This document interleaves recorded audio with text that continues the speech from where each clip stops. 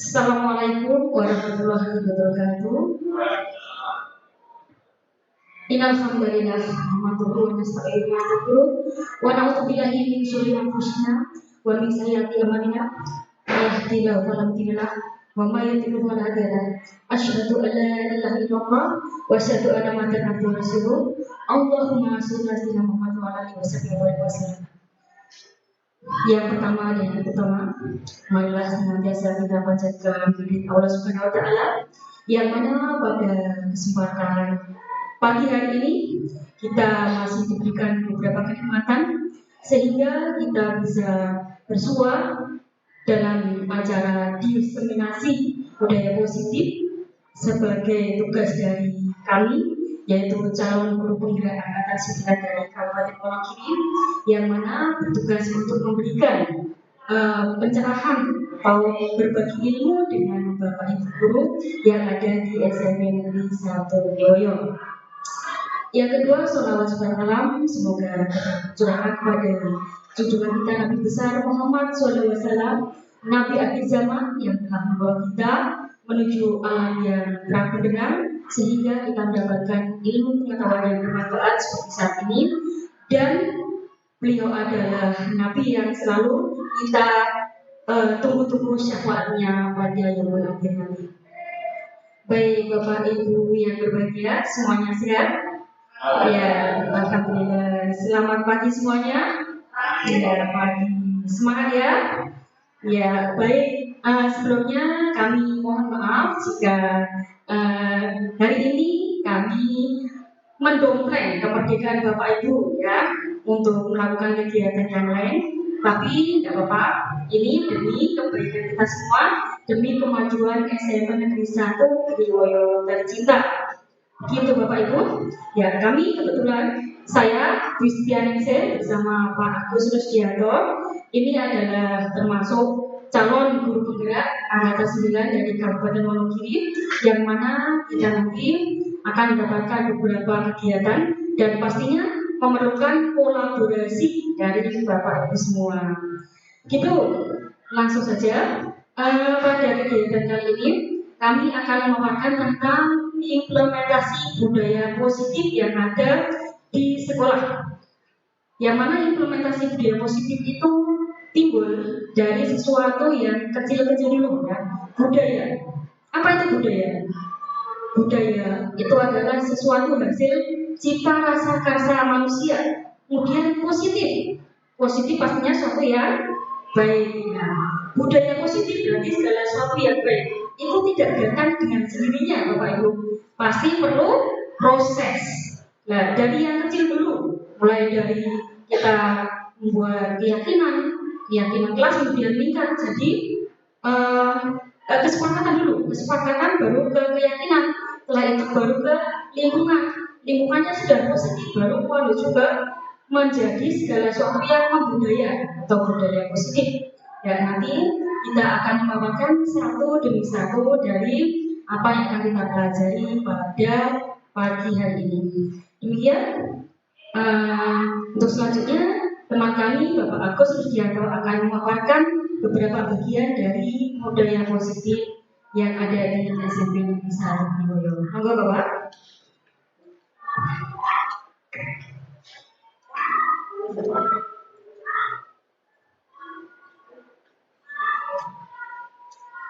Assalamualaikum warahmatullahi wabarakatuh. Alhamdulillahirabbil alamin. Asyhadu an la ilaha illallah wa asyhadu anna Muhammadar Rasulullah. Amma ba'd. Bapak Ibu, rekan-rekan guru SMP Negeri 1 di wilayah yang kami hormati. Marilah yang pertama kita panjatkan segala puji dan syukur kita kehadirat Allah SWT. Alhamdulillah kesempatan di pagi hari ini Allah masih memberikan kita nikmat iman, nikmat sehat sehingga terima kasih sekali membantu kami dalam melaksanakan salah satu tugas kami melakukan diseminasi tentang budaya positif yang kami pelajari. Semoga Allah menambah nikmatnya kepada kita semua dan kita termasuk orang-orang yang bersyukur. Bapak Ibu yang kami hormati, Sekali lagi kami ucapkan terima kasih ya tak teringat atas bantuannya selama ini demi kelancaran kami mengikuti pendidikan guru penggerak angkatan 9. Dan sekali lagi secara pribadi saya mohon maaf yang sebesar-besarnya apabila ya selama mungkin 6 bulan sampai bulan April ya, sampai bulan April nanti kami akan terus libat dengan. Sekali lagi kami mohon maaf yang sebesar-besarnya. Semoga dengan kita berkolaborasi akan menambah pengetahuan kita dan memajukan SMP Negeri 1 Gimayong. Dan juga mungkin Bapak Ibu yang masih bisa daftar berpenggerak, silakan daftar, nanti soal kami bantu untuk ya tugas-tugasnya ketika Bapak Ibu nanti terima di calon guru penggerak. Sebelum masuk ke materi, ya mungkin kita breaking dulu ya. Nanti saya sematkan di grup chat.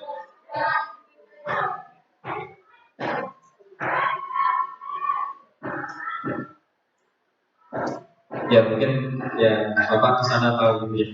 Silakan mungkin buka di ya di info tugas. Ya, info tugas. Silakan buka word ya. Jadi untuk hari ini kita coba berkonsentrasi. Silakan buka word-nya. Ya, berarti sinyalnya. Ya. Berikan mungkin isi nama, kemudian ya ada di sana nanti acak kata, ya, acak kata, acak kata, ya, tuliskan nama, kemudian klik mulai,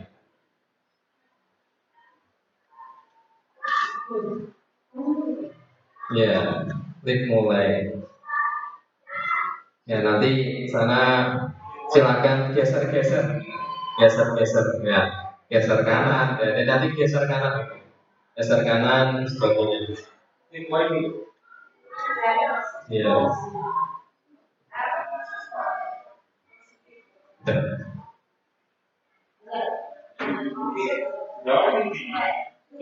Geser-geser Pak. Geser-geser saja. Ya. Geser-geser saja. Oke. Ya, geser. Nanti bisa diterapkan di kelas juga. Ya. Ya silakan geser-geser ya. Jadi nanti geser ya. Ya, geser ya. Contohnya ini ya. Nah, ini apa misalkan kita geser masih salah gitu ya. Ya, kita geser-geser dulu ya. Ya, geser-geser dulu ya. Itu dulu ya. Ya silakan. Ya. Jadi ini mungkin bisa nanti ketika kita di kelas kita bisa pakai untuk ya breaking gitu. Ya. Ya. Ya. Bisa dengan ini kalau balon dan sebagainya bisa. Tadi geser. Iya, jadi Wonogiri. Wonogiri. Yo, bu, apa tulisan huruf B? Monggo. Iya. Monggo ya.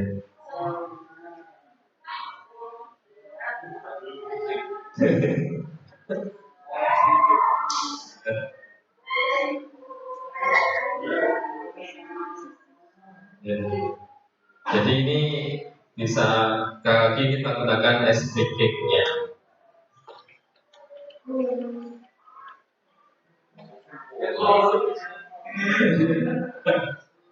Nanti peringkatnya ada di sana ya. Di peringkat setelah Bapak Ibu mengerjakan semua nanti peringkatnya bawa itu biasanya. Ya ketika kita seperti ini nanti anak-anak ya oh Bruno juara 1 ini Bruno terus pas tadi barisan orang yang tolong ya. Ya. Jadi anak-anak kan senang berlomba seperti itu ya.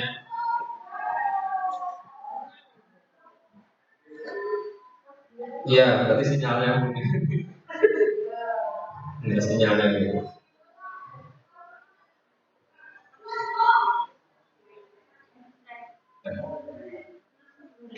Itu satu dua sih.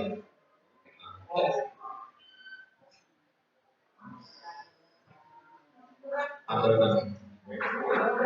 Tas harus tampilkan ya. Iya, sinyalnya ini. Sinyalnya ini. Sorry. Yang kanan. Udah tampilkan bisa tampilkan. Tampilkan kalau.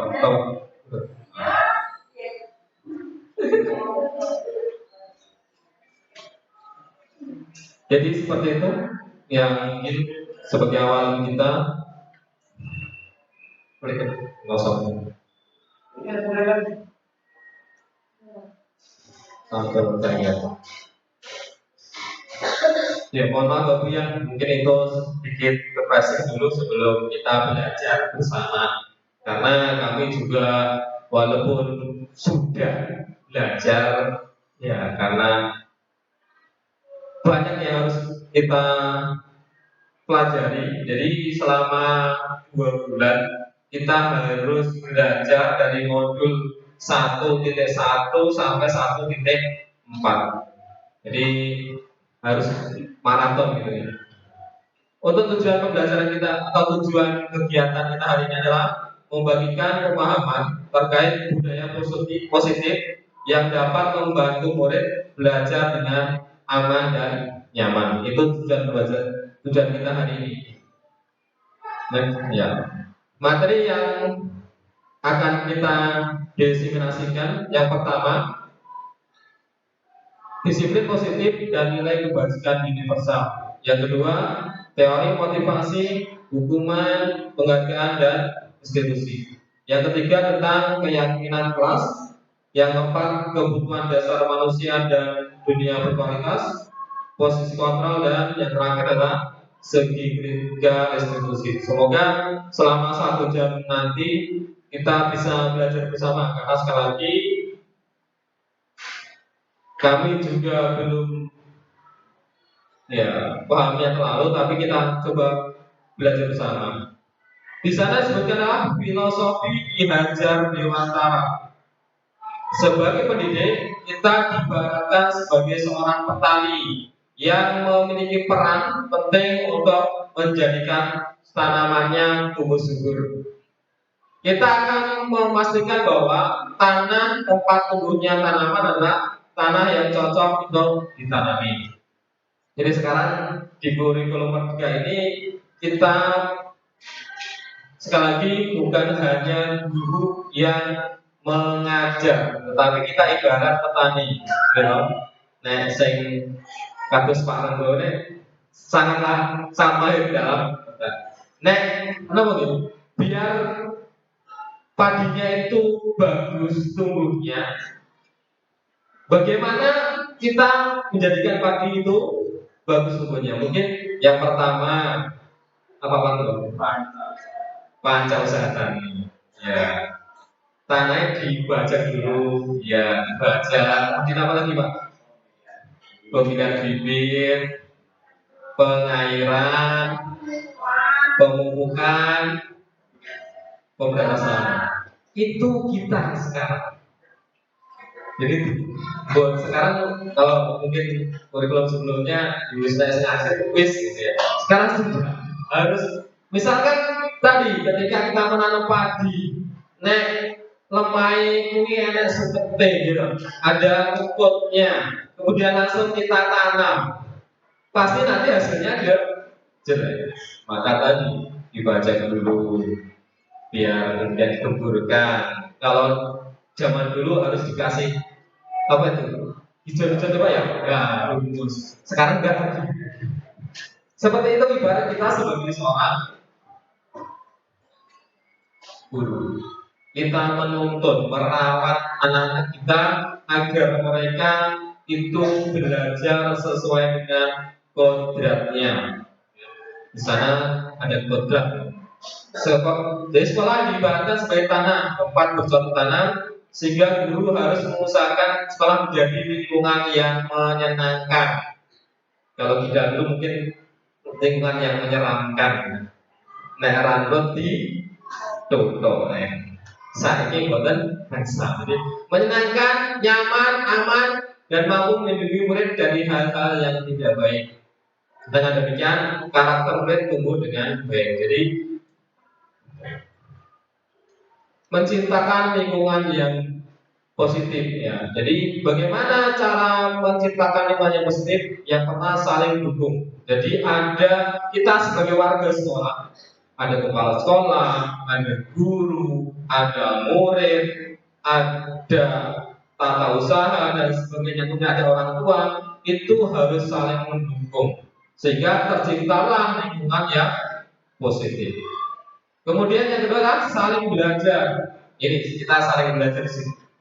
Bagaimana cara menciptakan lingkungan yang positif? Ya, jadi walaupun saya sudah mungkin ya CGP, ya, belum tentu saya menguasai bagaimana cara menciptakan lingkungan yang positif. Mungkin saya salah kalah dengan Pak Ugo yang sudah senior di sini. Mungkin penerapannya itu lebih mahir Pak Ugo. Maka kita saling belajar, saling mengingatkan untuk menciptakan lingkungan yang positif. Yang ketiga, saling bekerja sama. Ya, ibarat apa?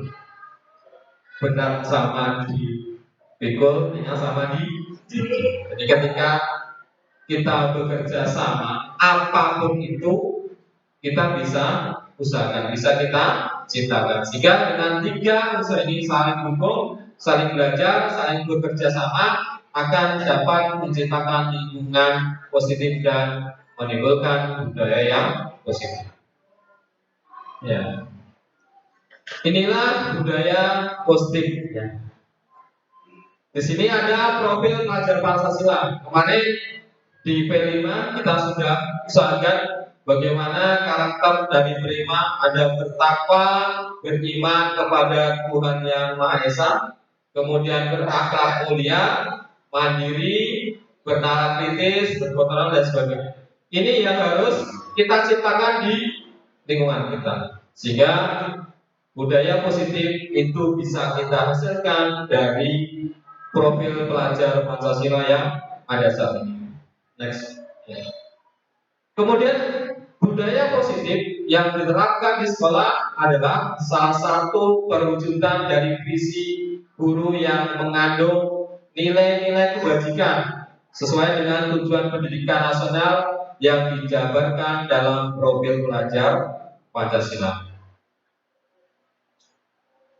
Ini yang mungkin miskonsepsi teori kontrol ya. Ilusi tentang guru mengontrol murid. Maksudnya, jadi kita itu berharap, ya, harapan kita itu bisa mengontrol murid, bisa mengarahkan, mengendalikan, ya, mengendalikan. Tetapi ternyata kita tidak bisa, ya, dengan ya mungkin marah dan sebagainya. Kita berharap murid kita itu kita bisa kontrol. Ternyata itu adalah tidak bisa kita lakukan. Kenapa? Tidak dapat melaksanakan murid jika dapat mengontrol karena murid mengizinkan. Kita sebagai seorang manusia punya otoritas. Kita tidak mau dikontrol orang lain. Sama dengan murid. Ya. Murid kita tidak mau kita kontrol. Karena nanti kita akan belajar tentang segitiga besi. Baru nanti kita terjawab. Kemudian adalah ilusi bahwa semua perbuatan positif efektif dan bermanfaat. Ya. Karena apa, harapan kita dapat membuat murid tergantung dengan adanya rujukan. Misalnya, ada yang mungkin terlambat atau mungkin pit motornya drop. Ya, sudah sering kita operasi, sudah sering kita nasihati dengan penguatan positif, tapi ternyata kan sekali lagi apa? kita tidak bisa kontrol murid. Kemudian yang ketiga, ilusi bahwa kritik atau membuat orang yang merasa bersalah dapat menguatkan karakter. Tapi ternyata itu salah. Kenapa? Akan membuat murid menuju identitas yang diam. Kau yang balang koncomu. Rasa bersalah enggak? Salah. Jadi dia akhirnya apa? Terbawa dalam perasaannya. Oh berarti aku ini wong sing gawe salah. Mungkin akan tertanam mungkin seperti itu. Mungkin kalau Bu Tulik lebih paham tentang ininya, tentang sosio emosional. Kemudian selanjutnya ilusi bahwa orang dewasa memiliki hak untuk memaksa. Sedangkan orang dewasa percaya bahwa dirinya punya tanggung jawab untuk membuat murid melakukan sesuatu. Tetapi itu tidak efektif untuk jangka panjang. Kita uyak-uyak murid untuk sholat. Tak pikir kan gitu. Sesuai itu yang mungkin miskomunikasi sekarang. Sehingga di sini ada perubahan paradigma yang stimulus respon yang ditentukan oleh Stephen R. Covey, apa itu? Ya bahasa Inggris ya. Di sana ada stimulus respon dan teori kontrol. Menurut stimulus respon, realita kebutuhan kita sama. Ya, jadi ketika kita merespon atau mendiskus anak itu sama. Tetapi ternyata menurut teori kontrol, realita kebutuhan kita berbeda. Semua orang melihat yang sama, sedangkan teori kontrolnya adalah setiap orang memiliki gambaran yang berbeda antara satu orang dengan orang lain. Yang ketiga, kita mencoba mengubah orang agar berpandangan sama dengan kita. Sedangkan menurut teori kontrol, kita berusaha memahami pandangan orang lain tentang dunia. Begitu sebenarnya. Jadi antara stimulus yang kita berikan dengan teori kontrol ternyata sangat berbeda, ya, karena satu orang dengan orang lainnya berbeda. Next. Penerapan disiplin lingkungan positif. Disiplin adalah cara kita mengontrol diri dan bagaimana menguasai diri untuk memilih tindakan yang mengacu pada nilai-nilai yang diakui. Sebagai pendidik, tujuan kita adalah menciptakan anak-anak yang memiliki disiplin diri sehingga mereka bisa berperilaku dengan mengacu pada nilai-nilai kebajikan universal dan memiliki motivasi intrinsik, bukan motivasi ekstrinsik. Nilai-nilai kebajikan universal adalah nilai kebajikan yang disepakati bersama, lepas dari suku bangsa, agama, bahasa, maupun latar belakangnya. Sifat-sifat positif manusia yang merupakan tujuan mulia yang ingin dicapai setiap individu. Sebagai paling besar dari sikap dan penuh kita yang merupakan fondasi kita berperilaku. Jadi itu tentang nilai besar. Ini teori 3 motivasi perilaku manusia. Ya. Yang pertama, ketika kita melakukan sesuatu, ada 3 motivasi. Yang pertama untuk menghindari ketidaknyamanan atau hukuman. Ya. Misalkan anak kadang mengerjakan tugas PR itu karena menghindar dari hukuman. Sehingga kita lihat ketika mereka mengerjakan tugas PR seadanya, karena tidak ada motivasi intrinsik. Kemudian motivasi yang kedua untuk mendapatkan imbalan atau penghargaan dari orang lain. Jadi ternyata ketika kita di kelas, ya siapa yang bisa menjawab Bapak kasih permen, kasih uang misalnya. Ya. Ternyata itu salah satu motivasi yang anak, ya. Ketika dia menjawab itu motivasinya agar mendapatkan imbalan. Ketika tidak ada imbalan, mereka tidak menjawab. Kemudian yang ketiga, untuk menjadi orang yang mereka inginkan dan menghargai diri sendiri dengan nilai-nilai yang mereka percaya. Ini mungkin yang harus kita munculkan di anak, yaitu motivasi yang ketiga. Nih. Ya, sebelum kita masuk ke hukuman dan konsekuensi, ya, ini ada sedikit kuisis. Jika nanti mungkin bisa bermanfaat.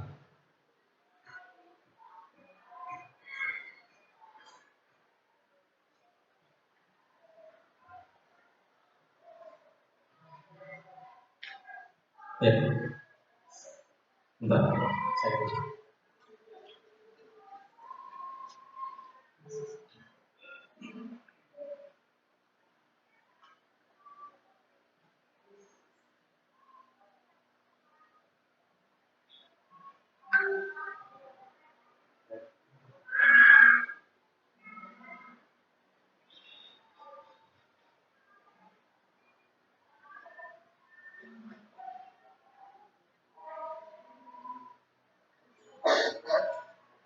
Ini adalah untuk membedakan antara hukuman dan kita coba.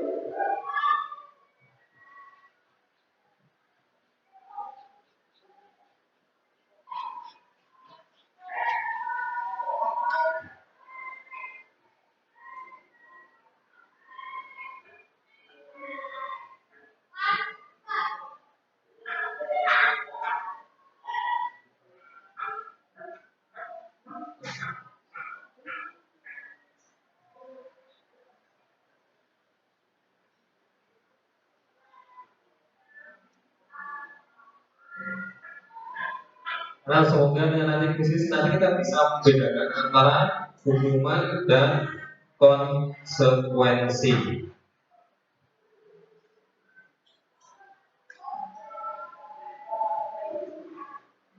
Mohon maaf sinyalnya.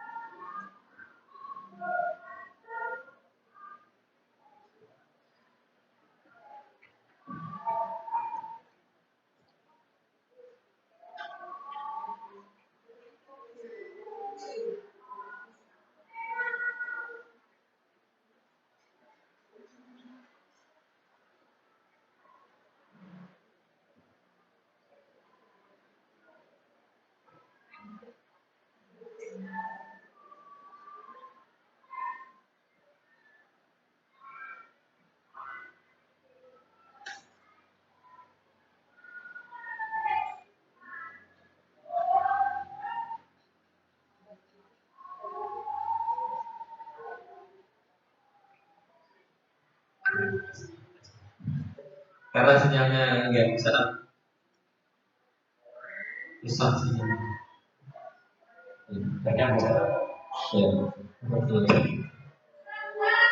Buat pakai paku aja. Karena dengan bulatnya pengen berkrisis untuk bisa menggunakan ya. Ya. Jadi ternyata antara hukuman dan konsekuensi itu berbeda. Tindakan terhadap suatu pelanggaran biasanya berupa hukuman atau konsekuensi. Misalkan ketika anak jam olahraga, kemudian anak tersebut diminta untuk berkeliling lapangan 2 kali, itu termasuk hukuman atau konsekuensi? Jadi anak misalkan nggak pakai olahraga, kemudian jamnya olahraga oleh Pak Arif ini mungkin disuruh berkeliling lapangan 2 kali, termasuk hukuman atau konsekuensi? Konsekuensi.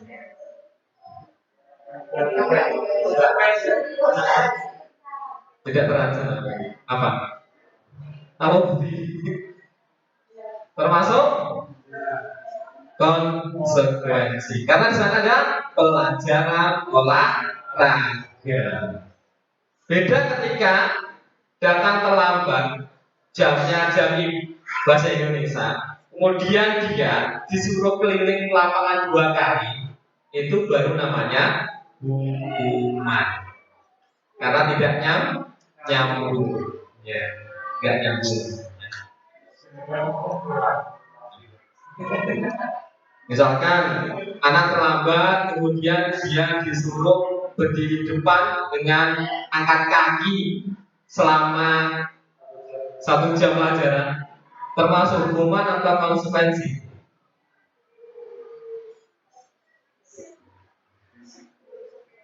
Hukuman, karena itu tidak berkaitan dengan pelajaran. Jadi sekali lagi ada wadah. Kemudian yang ketiga adalah restitusi, adalah proses menciptakan kondisi bagi murid untuk memperbaiki kesalahan mereka sehingga mereka bisa kembali pada kelompok mereka dengan karakter yang lebih kuat. Restitusi adalah proses kolaboratif yang mengajarkan murid untuk mencari solusi untuk masalah dan membantu murid berpikir tentang orang seperti apa yang mereka inginkan dan bagaimana mereka harus memperlakukan orang lain. Itu namanya restitusi. Nanti contohnya ada yang dilakukan Bu Dwi dengan Talita dan siapa? Pak. Nanti ada contoh videonya tentang restitusi, segitiga restitusi. Nah ini yang pertama tadi ya, kita betul mencatat 100 kali di dalam buku kalimat, saya tidak akan terlambat lagi karena terlambat ke sekolah. Hukuman atau konsekuensi? Yang kedua, lari mengelilingi lapangan basket 2 kali karena terlambat hadir sekolah. Ya, nanti kita murid diminta untuk push up 15 kali karena tidak menggunakan masker ke sekolah. Menggantikan kertas tugas teman yang telah dicoret-coret. Membersihkan tumpahan air di meja tulis karena tersenggol pada saat belajar. Lari mengelilingi lapangan basket 2 kali karena terlambat 10 menit untuk pelajaran PJOK. Ya, monggo dijawab Bu. Ya, luar biasa. Ya. Ya, jadi dari sini kita bisa membedakan antara hukuman dan konsekuensi. Kalau mungkin kita lihat yang terakhir. Mau nambah? Ya. Baik, di sini jelas ya Bapak Ibu, bahwasanya kalau hukuman itu cenderung akan membuat siswa itu merasa tersakiti secara fisik, seperti itu ya. Dan bahkan bisa jadi hukuman itu akan membuat si pelaku akan dendam seumur hidup dengan yang diberikan hukuman, seperti itu. Ya. Kemudian kalau konsekuensi itu lebih tertata. Jadi di sini hanya sebagai penetral dari apa yang telah dibuat oleh seorang yang melakukan kesalahan. Jadi di sini sudah mulai menuju ke sesuatu yang lebih baik daripada hukuman. Tapi nanti tujuan kita bukan menjadi seorang penghukum dan juga tidak hanya memberikan konsekuensi, tapi akan memberikan bentuk restitusi seperti tadi. Ya, lanjut ya Pak ya. Baik, terima kasih atas perhatian Bapak Ibu. Ternyata sudah pinter sekali ya. Nanti siap untuk menjadi calon guru penggerak berikutnya. Semangat. Sebelumnya, sajak konsentrasinya sudah mulai buyar ya. Coba Bapak Ibu kita bermain seperti anak TK ya. Semuanya bisa tepuk ya. Bisa. Tangannya di mana? Coba lihat tangannya di atas. Aduh, Bu Esti sudah sarapan belum ya? Oh, belum ya. Nanti kita sarapan bareng-bareng ya, Esti ya. Baik. Semuanya sambil melihat konsentrasi Bapak Ibu seperti apa, nanti akan saya cek. Kalau saya bilang pagi, berarti nanti punya 1 kali saja. Berapa Pak Es? 1. Nanti kalau bilang siang, berarti temunya berapa? 2 kali saja. Berapa Pak Dok? 2 kali saja. Kemudian kalau saya bilang sore, berapa? 3 kali saja. Kemudian nanti kalau malam nggak usah tepuk karena malam jatahnya bubuk, gitu ya. Semuanya siap? Baik, Mas Arifin siap? Dan salam nanti suruh nyanyi. Baik, tepuk pagi, tepuk siang, tepuk sore, tepuk malam. Ya, ini baru contoh, belum mulai ya. Baik, mulai tepuk malam. Ayo, konsentrasi, mulai bertemu. Lagi bisa. Aduh. Kalau anak-anak tadi tak suruh ya ke depan bisa. Balik nih. Tepuk siang. Sekarang nanti banter loh. Ragu-ragu saya dengerin. Tepuk pagi, siang, sore, pagi, sore, siang, malam. Pintar. Balik nih. Sekali lagi. Tepuk sore. Sore, sore, siang, malam. Berhasil dong. Lanjut, pagi, malam. Apa nih? Lanjut konsentrasinya sudah bagus. Sekali lagi, tepuk siang, sore, siang, pagi, siang, sore, malam. Wah, luar biasa. Tepuk tangan buat Bapak Ibu semuanya. Baiklah Bapak Ibu, sebelum kita menuju sebuah kasus yang sering terjadi di sekolah, saya akan menambahkan tentang budaya positif yang ada di sekolah kita. Bahwasanya kita sudah memberikan budaya positif Bapak Ibu. Di antaranya setiap hari Jumat kita itu sudah berlatih untuk melakukan budaya positif walaupun belum berjalan dengan baik. Dari keempat Jumat kita sudah memanfaatkannya. Yang pertama ada Jumat literasi, luar biasa. Kemarin Jumat literasinya sudah diisi dengan literasi digital.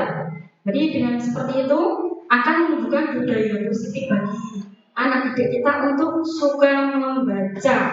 Dan nanti kita bisa memvariasikan dengan membaca Al-Quran atau nanti berkunjung ke perpustakaan menggunakan buku-buku yang ada di perpustakaan. Karena kita tahu bahwa sekarang perpustakaan itu sering tidak ada penghuninya, gitu ya. Kita buat nanti perpustakaannya menjadi ramai anak-anak ya. Seharusnya anak-anak itu kan suka membaca perpustakaan, kemudian ke perpustakaan menjadi buku dan lain-lain. Tapi kenyataannya sekarang perpustakaan sering kosong. Itu PR bagi kita untuk menumbuhkan literasi bagi anak didik kita. Yang kedua, nanti kita akan buat Jumat sehat ya, sehat dan apa kemarin? Ada Jumat bersih, Jumat sehat, Jumat literasi, satunya Jumat menari ya. Jumat yang pertama literasi, yang kedua nanti Jumat sehat dan bergizi. Seperti itu, kami punya program untuk melakukan Jumat sehat dan bergizi. Bagaimana caranya Bapak Ibu?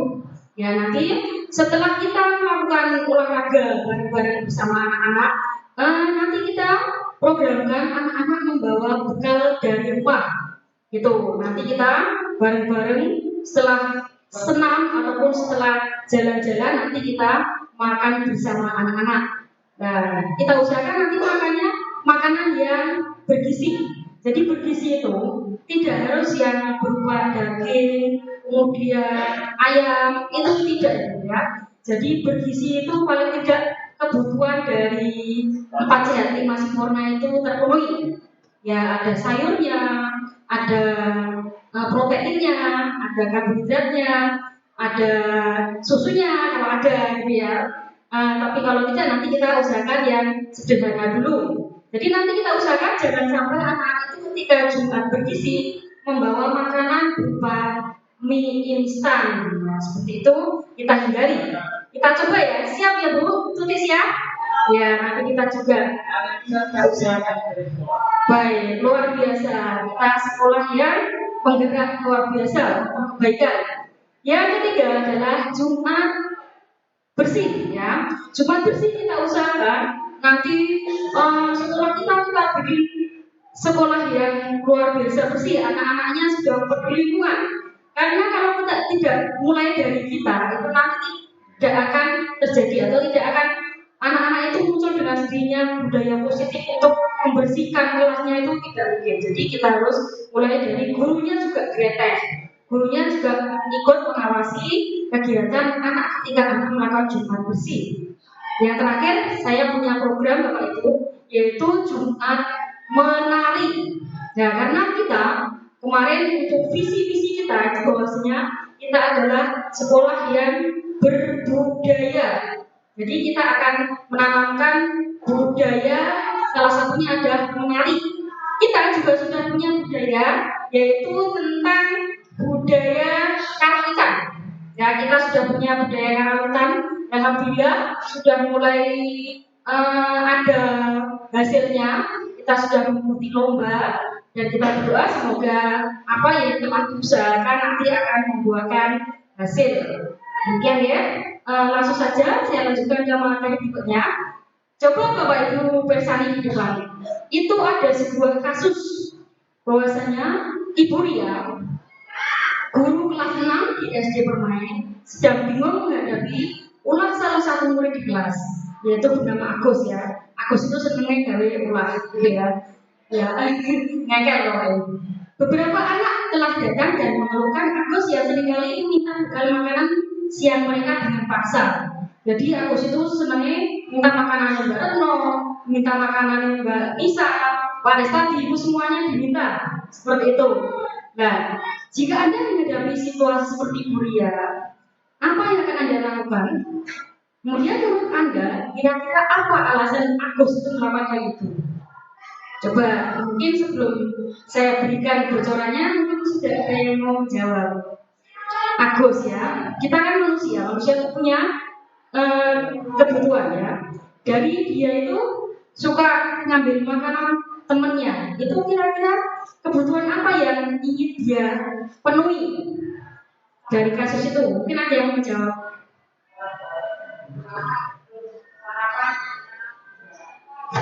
Belum sarapan, bisa jadi. Nah, betul. Apalagi di rumah tidak ada makanan. Oh, apalagi kira-kira apa Pak Agus? Si Agus itu iseng senangnya minta makanan teman-teman kenapa? Menurut saya ada 3 hal. Ya, bagaimana Bapak?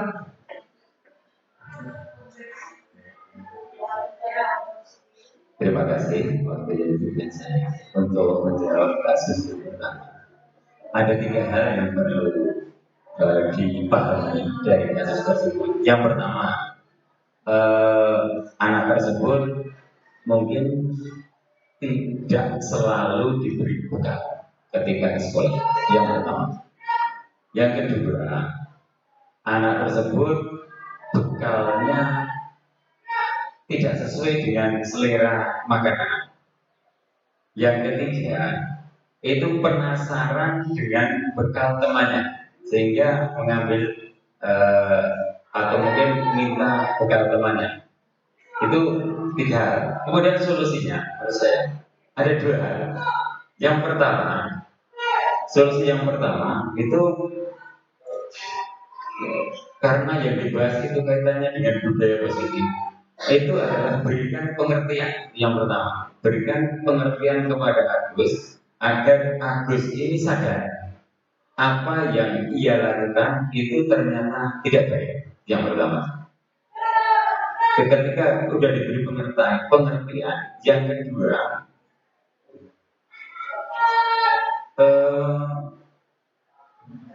Agus ini harus diberikan suatu apa ya? Kalau yang pertama sudah pengertian, yang kedua kesadaran. Jadi sadar bahwa dia itu melakukan hal yang tidak baik. Jadi pertama pengertian dulu, yang kedua tanamkan kesadaran, tanamkan budaya positif. Karena seperti yang dikatakan siapa tadi? Stephen R. Covey itu katanya gini, bila kita ingin membuat kemajuan perlahan, sedikit-sedikit ubahlah sikap atau perilaku Anda. Namun bila kita ingin memperbaiki cara-cara utama kita, maka kita perlu mengubah kerangka acuan kita. Ubahlah bagaimana Anda melihat dunia, bagaimana Anda berpikir tentang manusia, ubahlah paradigma Anda, skema pemahaman Anda, dan penjelasan aspek-aspek tertentu tentang realitas. Jadi ketika itu diberi pemahaman, pengertian, baru yang terakhir baru kita berikan kesannya. Terima kasih, mungkin itu dulu. Ya, luar biasa sekali, tepuk tangan untuk Pak Ero. Ya, untuk lebih jelasnya coba kita lihat dari konteks penerapan positif, ya dari Ibu yang itu sebaiknya mencari tahu alasan Agus melakukan tindakan tersebut agar mengetahui kebutuhan mana yang sedang berusaha dipenuhi Agus. Ya, betul sekali seperti dikatakan sama Bu tadi ya. Agus lapar dan orang tuanya tidak membawakan bekal makanan untuk makan siang. Ya seperti itu. Makanya dia minta bekal dari teman-temannya. Itu termasuk kebutuhan survival ya untuk bertahan hidup, itu kebutuhan seseorang. Yang kedua, itu teman Agus jadi perhatian pada Agus. Ya, jadi nanti kalau si Agus tadi suka ngambil makanannya Mbak Retno atau ngambil Mbak Isa, itu nanti kan teman-temannya jadi perhatian pada dia. Jadi dia ini mendapatkan kebutuhan apa? Kebutuhan apa? Ya, kebutuhan kasih sayang dan diterima. Nah, seperti itu deh. Pengen boleh perhatian atau caper aslinya. Dia itu tidak dapat, tapi hanya caper, cari perhatian. Yang ketiga, dia merasa hebat karena temannya jadi takut dan menuruti keinginannya. Nah, misalkan dia harus merampas makanan dari teman-temannya, dia merasa dia itu paling kuat, ya paling super naik kelasnya. Jadi ada powernya atau kekuatan, kebutuhan akan kekuatan, kekuatannya. Naik kelas mungkin jadi yang paling geng seperti itu.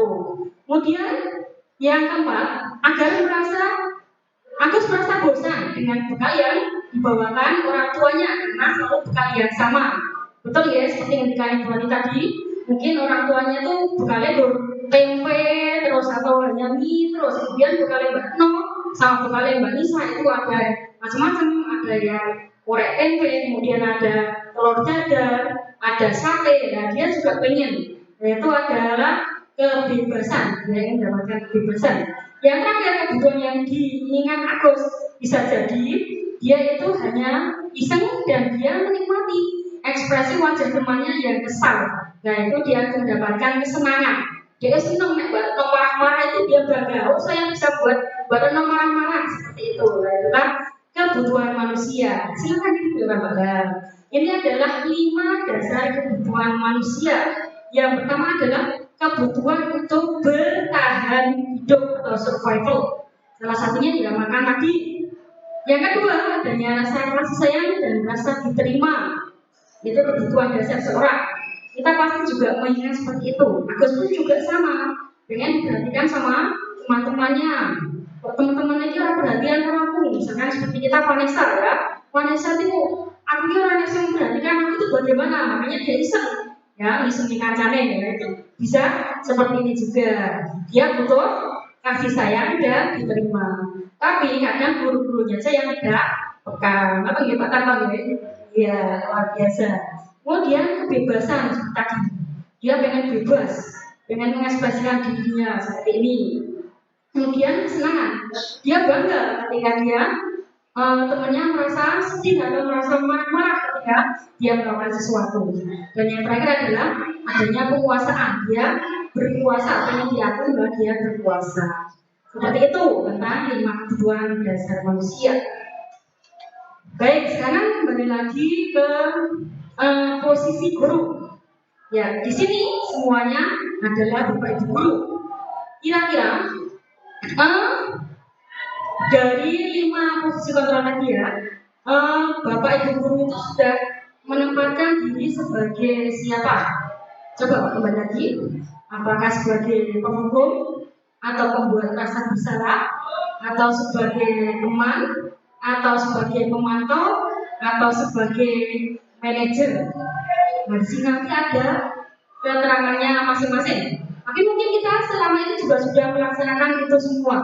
Bisa jadi hukum, bisa jadi pembuat merasa bersalah, bisa jadi teman dan sebagainya. Baik, kita tinggal lihat untuk bagiannya. Ya, silakan. Kita lihat nanti ada perbuatan guru, kemudian perkataan guru, kemudian hasilnya, kemudian dilihat dari dunia berkualitas, kemudian murid berkata apa, kemudian dampak pada murid. Nah, ini adalah 5 jenis model guru yang ada di sekolah-sekolah. Yang pertama, identitas.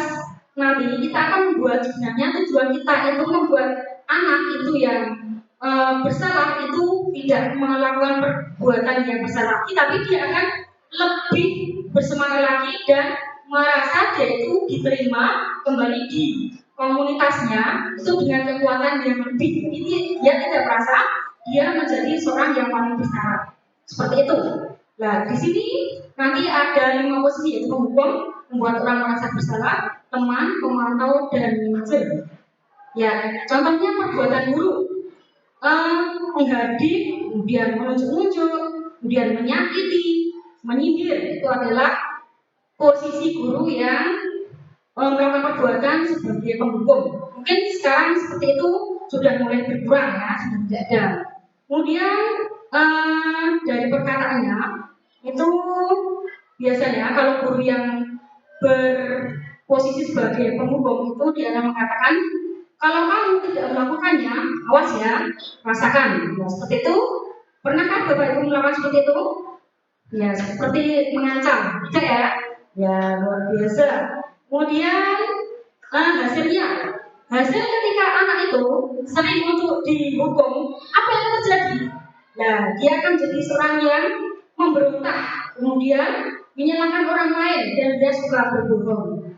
Nah, itu dampaknya Bapak Ibu ketika kita memposisikan diri sebagai guru yang suka menghukum. Kemudian kaitannya dengan dunia yang berkualitas, apa yang akan terjadi? Nah, murid itu akan melakukan guru atau meletakkan guru di luar dunia berkualitas. Jadi kita itu tidak dihargai oleh siswa ketika kita sering menghukum. Kemudian murid berkata, biarkan saja, nanti juga marah-marahnya lagi ya, atau wes dianggap baik guru ini monopoli, wes dianggap sebagai orang yang selalu seperti itu. Nah, kemudian dampak pada muridnya apa? Dia akan mengulang kesalahan yang telah dibuat. Itu posisi sebagai penghukum. Sampai sini paham ya? Baik, yang kedua, posisi sebagai pembuat orang merasa bersalah. Bagaimana itu berbuat? Ya, biasanya berceramah, kemudian mengatakan seharusnya kamu gini. Ibu kecewa dengan perbuatan kamu. Kalau kamu seperti ini kan ibu jadi tidak bisa mengajar. Nah, itu dia anak-anak akan jadi down, akan merasa wah saya itu yang paling bersalah, ternyata buat ini jadi tidak enak seperti itu. Kemudian berikutnya, kamu seharusnya kamu sudah tahu ibu lelah sekali. Nah, itu seperti kata-kata yang seperti itu yang dibuat oleh ibu yang suka atau guru yang suka membuat siswa itu menjadi anak yang merasa dia itu paling bersalah. Kemudian hasilnya apa?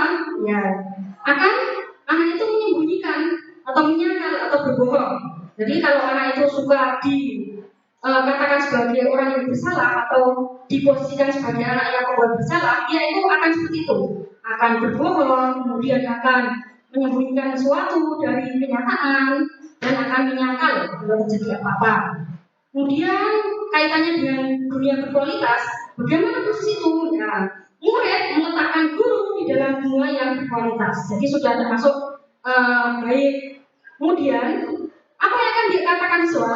Dia biasanya minta maaf. Maafkan saya Bu, saya tidak akan mengulangi lagi dan lain-lain.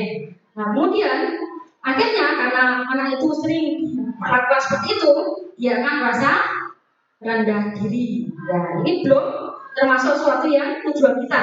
Ini masih pada posisi kontrol yang termasuk identitas yang gagal atau masih belum sesuai dengan tujuan yang utama. Kemudian ada guru yang posisikan dirinya sebagai teman. Jadi ketika bersama anak-anak itu dia sangat akrab, bahkan tidak ada sekat.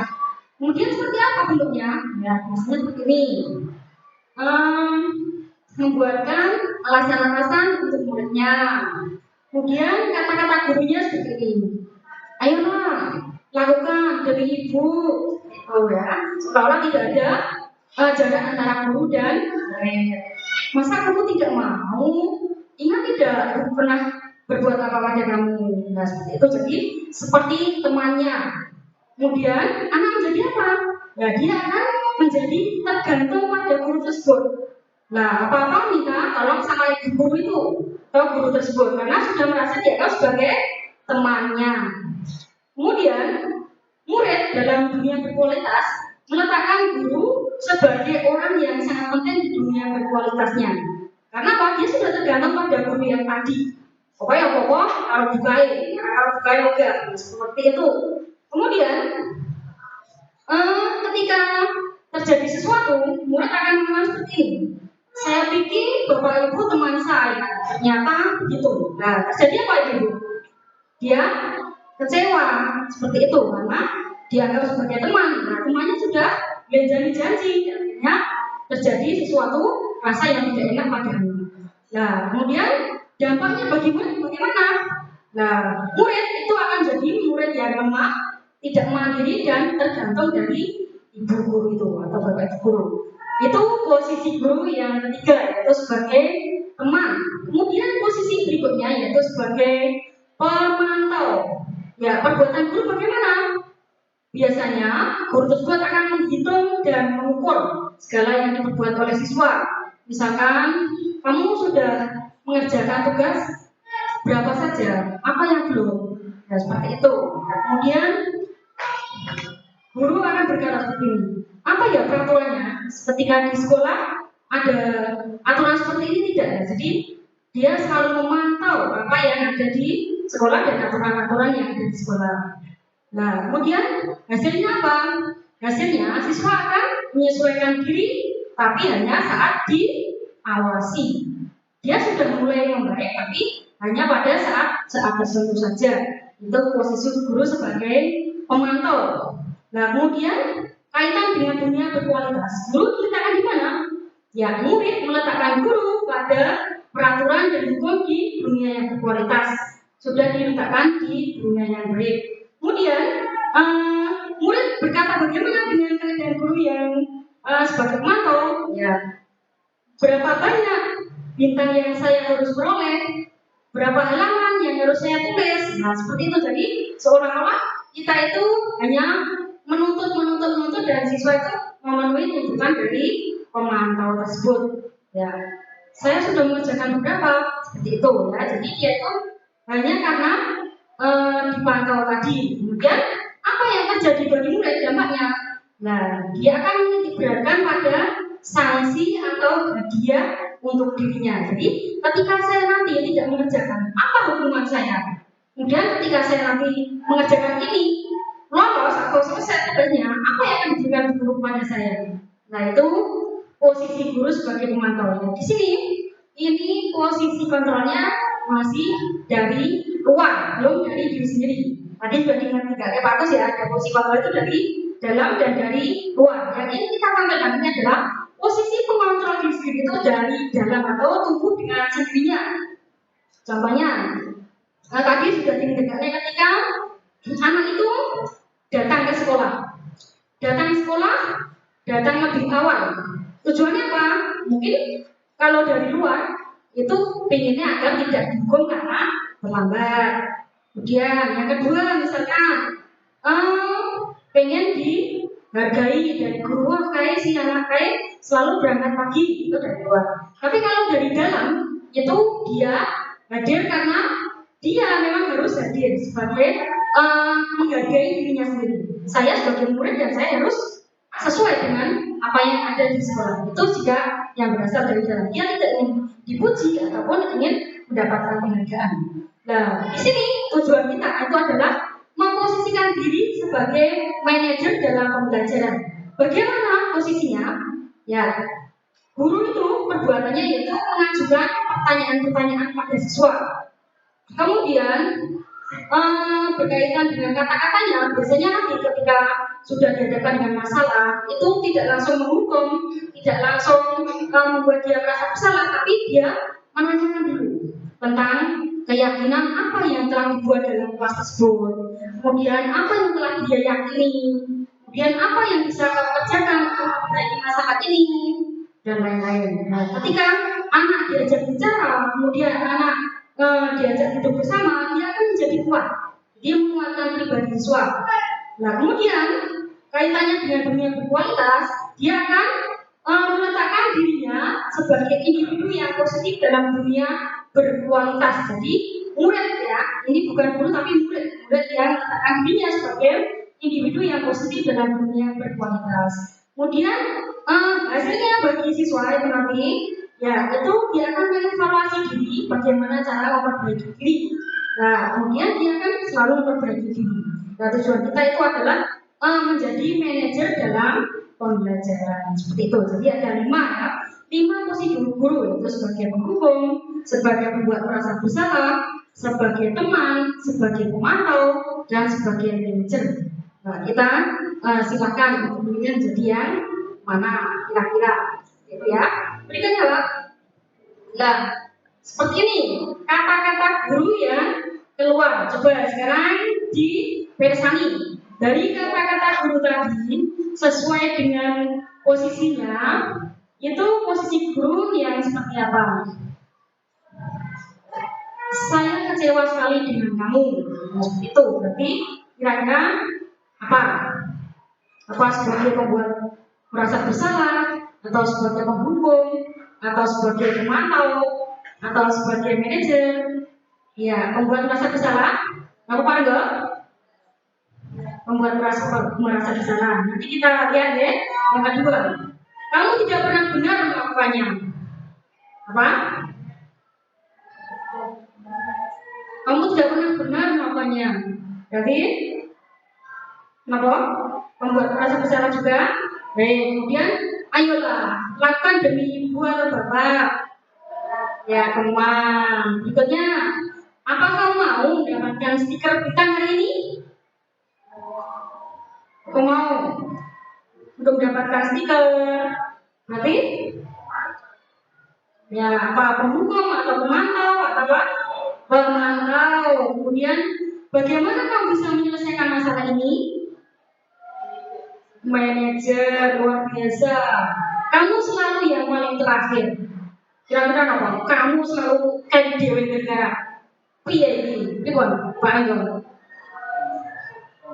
Apa penghukum atau membuat merasa bersalah atau teman atau pemantau atau manajer? Kira-kira ngomongin kamu selalu yang paling terakhir negara. Piye terus piye?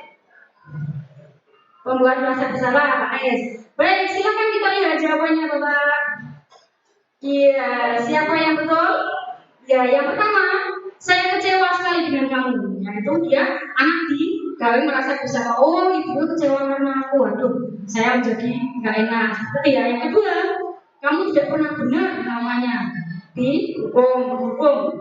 Ayolah lakukan ini Bapak Ibu. Cuman ya, apakah kamu mau mendapatkan stiker atau bintang hari ini? Ya pemantau. Kemudian ini, bagaimana kamu bisa menyelesaikan masalah ini? Dan ini adalah manajer yang tadi. Bagaimana Pak Angga? Penghukum. Betul jawabannya? Ya luar biasa. Nah itu, marilah kita ubah paradigma kita menjadi guru yang seperti itu. Silakan memilih. Tapi paling tidak kita sudah mulai menuju ke yang memantau dan menjadi manajer. Baik, ini masih banyak sekali materinya Bapak, nggak apa-apa ya, kita selesaikan. Yang berikutnya adalah keyakinan kelas. Keyakinan kelas itu timbul dari kesepakatan kelas. Bapak Ibu sudah melakukannya di kelas? Sudah ya. Keyakinan kelas adalah dibuat dengan melibatkan semua warga kelas melalui surat pendapat dan disepakati serta ditaati bersama. Keyakinan kelas berisi kalimat positif yang bermakna universal serta mudah diingat. Keyakinan kelas diterapkan di lingkungan kelas. Jadi seperti itu ya. Berikutnya, ya di sini ada bedanya antara peraturan dengan keyakinan kelas atau nilai kebaikan yang dituju. Lah, karena di sini keyakinan kelas itu akan membuat kata yang positif, maka tidak ada yang dibuat menggunakan tidak, dilarang dan lain-lain. Kita lihat dari kata selalu kembalikan buku ke tempatnya. Berarti kalau dibuat sesuatu yang universal umum itu adalah tanggung jawab. Kemudian dilarang mengganggu orang lain. Ada kata dilarang, berarti kan termasuk kalimat yang negatif. Jadi menghormati orang lain dan diri sendiri. Yang ketiga, hadir di sekolah 15 menit sebelum pelajaran dimulai. Berarti menghormati orang lain, komitmen pada tujuan. Dilarang melakukan kekerasan. Nah, di sini keyakinan kelasnya berarti keselamatan atau menghormati orang lain. Dilarang menggunakan narkoba, kesehatan, bergantian atau menunggu giliran, menghormati orang lain atau kesabaran. Gunakan masker, itu ada demi kesehatan atau keselamatan. Jangan berlari di kelas atau koridor, termasuk dalam nanti kalau buat keyakinan kelas menjadi keselamatan atau keamanan. Nah, jadi sifatnya kalau keyakinan kelas itu lebih universal atau lebih umum, dan itu tidak hanya dipakai oleh siswa, tapi juga guru ataupun yang ada di kelas tersebut. Baik, bagaimana cara membentuk keyakinan kelas? Ya, di sini diantaranya keyakinan kelas itu bersifat lebih abstrak daripada peraturan yang lebih rinci dan konkret, jadi lebih meluas. Yang kedua, keyakinan kelas berupa pernyataan yang umum atau universal. Ketiga, pernyataan keyakinan kelas dibuat dalam bentuk yang positif. Keyakinan kelas hendaknya tidak terlalu banyak sehingga mudah diingat dan dipahami. Jadi tidak seperti kata terkap yang terlalu banyak, tapi keyakinan itu hanya beberapa saja, tapi sudah mewakili dari apa yang menjadi kehendak murid. Keyakinan kelas sebaiknya sesuatu yang dapat diterapkan di lingkungan tersebut. Kemudian semua warga kelas ikut berkontribusi dalam pembuatan keyakinan kelas lewat kegiatan curah pendapat. Jadi anak-anak diminta untuk mencurahkan isi hatinya dan bisa ditulis atau dibuat dalam WA ataupun yang lain, kemudian baru dikumpulkan, kemudian dibahas bersama. Kemudian bersedia meninjau kembali keyakinan kelas dari waktu-waktu. Jadi keyakinan kelas itu nanti bisa berubah atau sesuai dengan apa yang menjadi kesepakatan di kelas tersebut. Jadi Bapak Ibu Wali sekarang sudah sedikit punya gambaran ya. Jadi kalau di kelas itu nanti silakan untuk membuat keyakinan kelas bersama dengan siswa-siswa tersebut. Nah, kemudian cara-caranya bagaimana? Seperti ini tadi. Gitu. Baik, berikutnya Bapak. Ya, ini sudah pada tahap akhir ya. yaitu segitiga restitusi. Seperti yang tadi, bahwasanya ketika kita menghadapi masalah dengan anak, itu hendaknya kita pikirkan dengan kepala dingin. Hendaknya kita diminimalkan menjadi yang berbuat penghukum atau membuat bersalah ataupun sebagai teman. Dan restitusi itu adalah proses menciptakan kondisi bagi murid untuk memperbaiki kesalahan mereka, sehingga mereka bisa kembali pada kelompok mereka dengan karakter yang lebih kuat. Jadi di sini harapannya anak itu bisa kembali dan tidak minder, tapi dia malah bangkit, tidak merasa bersalah, tapi dia mempunyai kekuatan untuk kembali pada komunitasnya. Nah, melalui restitusi, apa peran guru? Itu yang pertama, guru dapat membantu murid menjadi lebih memiliki tujuan, disiplin positif, serta memulihkan dirinya setelah berbuat salah. Ya, ketika anak berbuat salah itu kita berusaha untuk memulihkan dia, biar dia kembali lagi menjadi anak yang benar dan dia tidak merasa dia menjadi paling salah. Yang kemudian, apa peran guru berikutnya? Yaitu membantu murid untuk jujur pada diri sendiri dan mengevaluasi dampak dari kesalahan yang dilakukan. Yang ketiga, memberikan penawaran dan bukan paksaan. Jadi kita semacam berdiskusi dengan anak. Kita tanya baik-baik, kemudian kita lihat. Silakan. Nah, kemudian dalam melakukan segitiga restitusi itu ada 3 tahapan. Kalau tahapan itu berarti harus urut, gitu ya. Ini bisa dikerjakan oleh Ibu BP ya. BP bisa melaksanakan ini dan ini semuanya termasuk guru. Nanti kalau ada masalah di kelas tidak harus lari ke BP tapi bisa diatasi dengan guru itu sendiri. Yang pertama yaitu menstabilkan identitas. Maksudnya apa?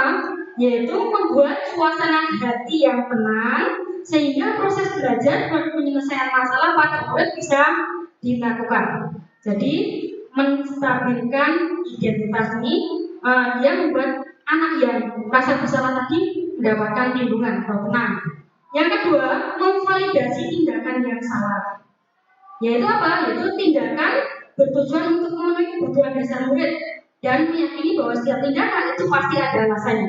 Jadi setiap anak yang melakukan perbuatan salah itu pasti ada alasannya dan kita harus mau mendengarkan apa yang menjadi alasan dia. Jangan terus kita harus menghakimi langsung. Kita harus tahu dulu kenapa dia sampai berbuat seperti itu. Mungkin ada sesuatu yang tidak kita ketahui.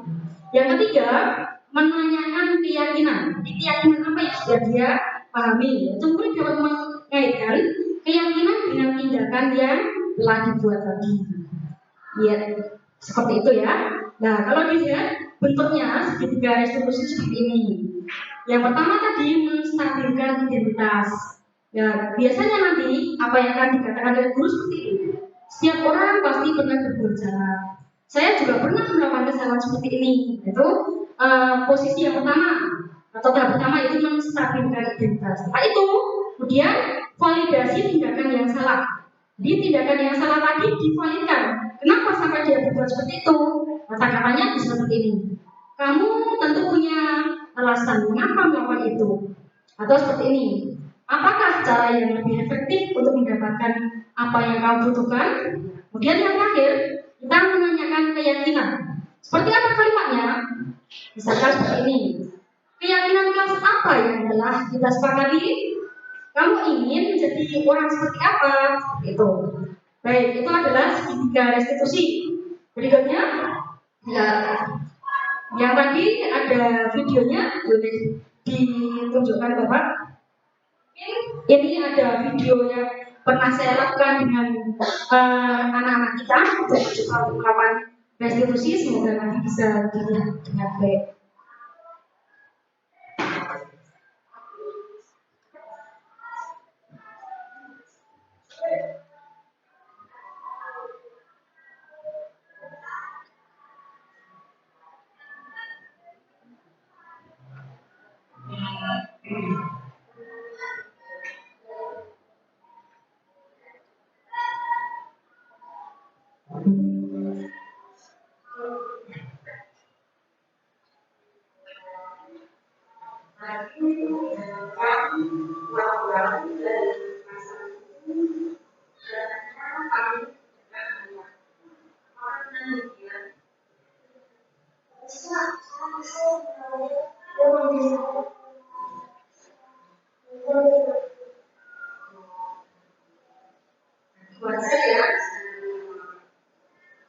Bisa jadi kalau perlu ada semacam itu bagaimana menjadi sama. Lalu apa yang harus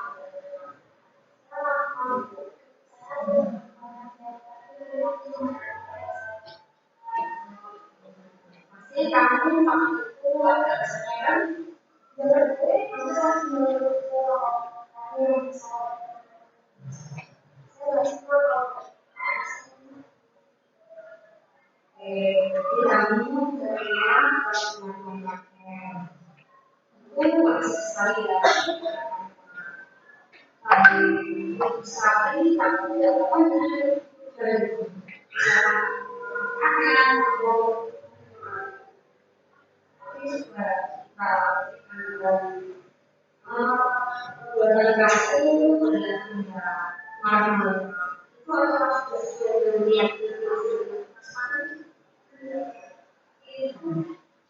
menurut kamu yang apa sih mas? Menurut kamu kemauan apa?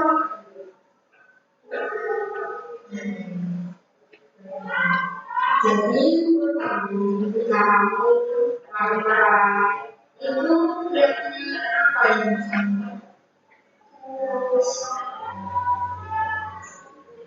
pernikahan kamu bisa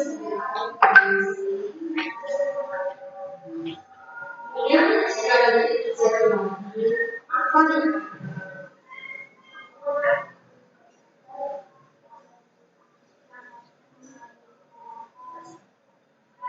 program personalin dengan sekian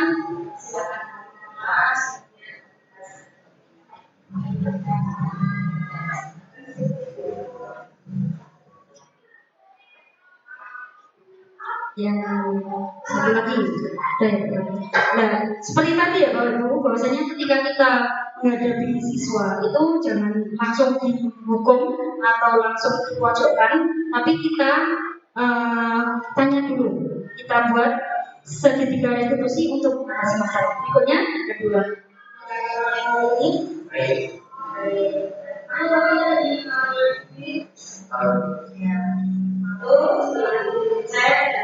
Tugas kamu ternyata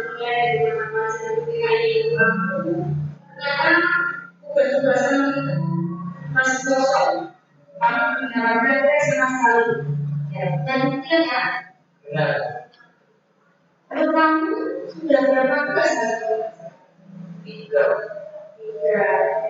Menurut kamu kalau kita bisa tugas itu merupakan suatu bisa. Lalu kamu tahu ya bahwasanya kalau kesalahan itu wajar dan itu pun juga benar kesalahan. Tapi kita bisa belajar dari kesalahan tersebut dan mau dari itu sekarang kita solusinya ya aku tidak pernah bisa pasti coba ceritakan kepada apa alasan saya ingin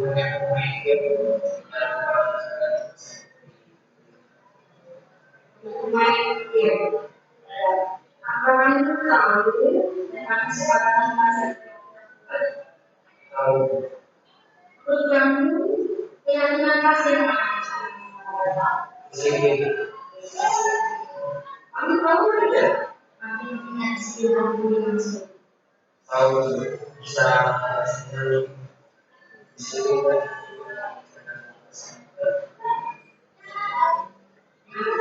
sekarang tahu tentang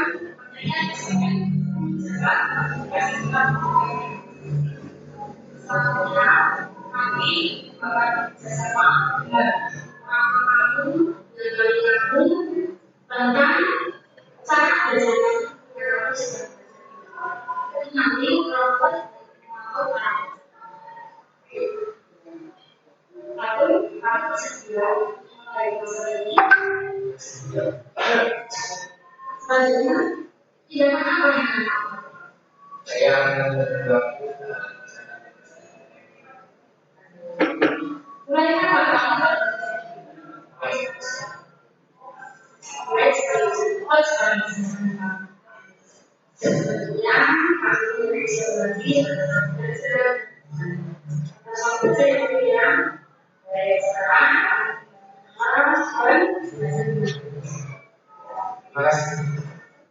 Ya, demikian Bapak Ibu segitiga restitusi yang telah saya terapkan. Semoga menjadi gambaran bagi Bapak Ibu guru untuk melakukan restitusi berikutnya. Baik, itu materi yang sudah saya sampaikan bersama Pak Agus sudah usai. Sekarang kita tinggal sesi yang terakhir, yaitu merefleksi atas diseminasi yang telah kita laksanakan pada pagi menjelang siang hari ini. Saya minta tolong untuk Bapak Ibu untuk mengecek di HP masing-masing. Ya, di situ ada Padlet ya, Padlet yang isinya nanti silakan Bapak menjawab atau mencurahkan tentang perasaan Bapak Ibu setelah menerima materi ini.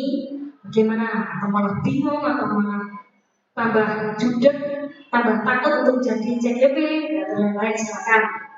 Kemudian caranya seperti biasa ya, ada plus itu di plusnya diambil, kemudian subjeknya itu nama, misalkan Gus, kemudian diisi bawahnya tulislah sesuai dengan apa yang ingin Bapak tulis atau ditulis, kemudian nanti kalau sudah selesai baru dipublikasikan, yaitu refleksi bagi kami apa yang telah kami lakukan tadi, bagaimana Bapak Ibu. Kemudian yang kedua yang ingin saya tanyakan, kira-kira materi mana yang menurut Bapak Ibu itu menarik dan yang kami sampaikan tadi dan pengen segera untuk diterapkan oleh Bapak Ibu, atau pengen menghukum lagi, atau pengen menjadi melakukan restitusi, atau pengen menerapkan budaya positif, ya silakan pilih yang mana. Kemudian pertanyaan yang ketiga atas refleksi yang kami lakukan, pertanyaannya, apakah yang sudah dilaksanakan, Bapak Ibu laksanakan? Itu Bapak? Ya. Kira-kira yang sudah Bapak Ibu laksanakan itu budaya positif yang ada di sekolah kita itu yang mana dari penjelasan kami tadi? Ya. Mulai dari keyakinan kelas, kemudian segitiga restitusi, kemudian posisi kontrol, kemudian budaya positif yang lain sudah dilaksanakan yang mana? Ya, kira-kira itu silakan Bapak Ibu tambahkan di HP Bapak, kemudian nanti akan muncul ke sini ya. Kita lihat.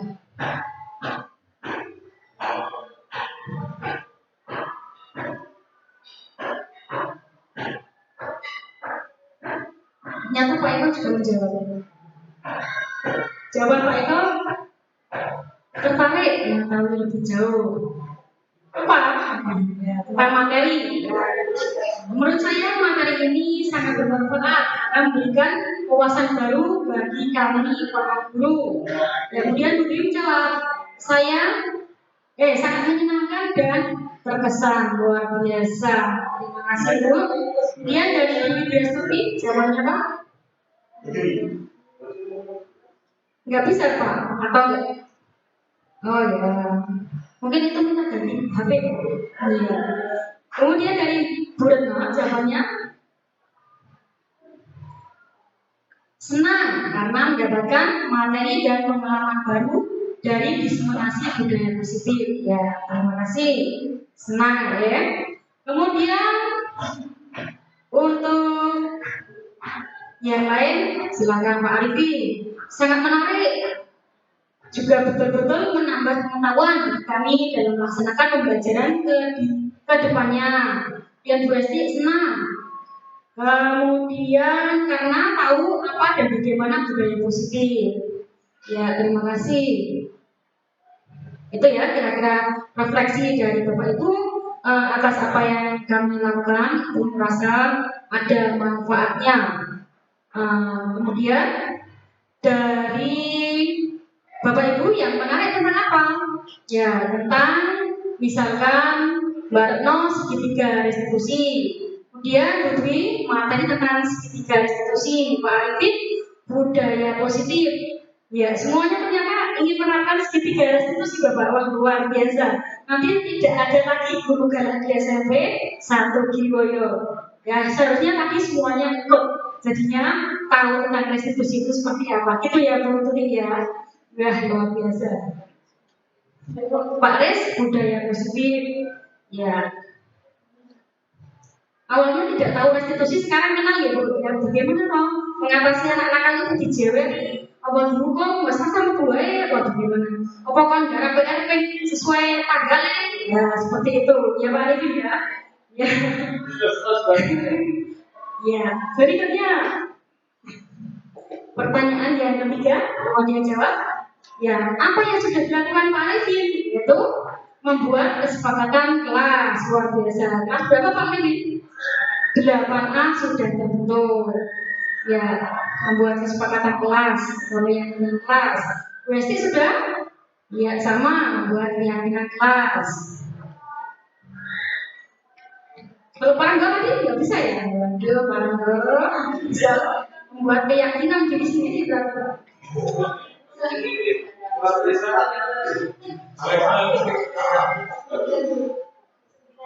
Iya. Mbak sudah membuat keyakinan kelas ya, semuanya ternyata sudah membuat keyakinan kelas. Belum kita terangkan Bapak, luar biasa Bapak Ibu hebat semuanya ya.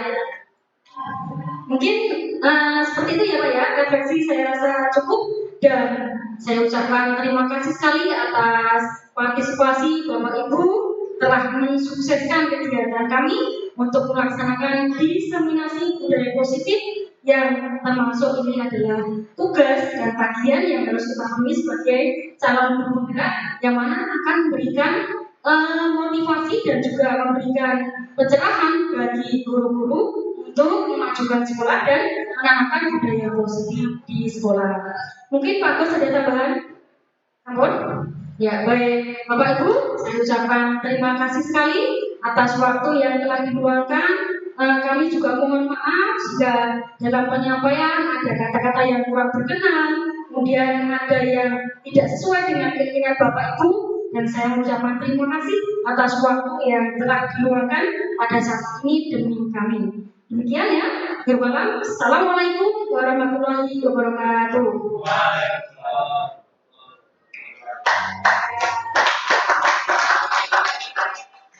Terima kasih Bapak semuanya.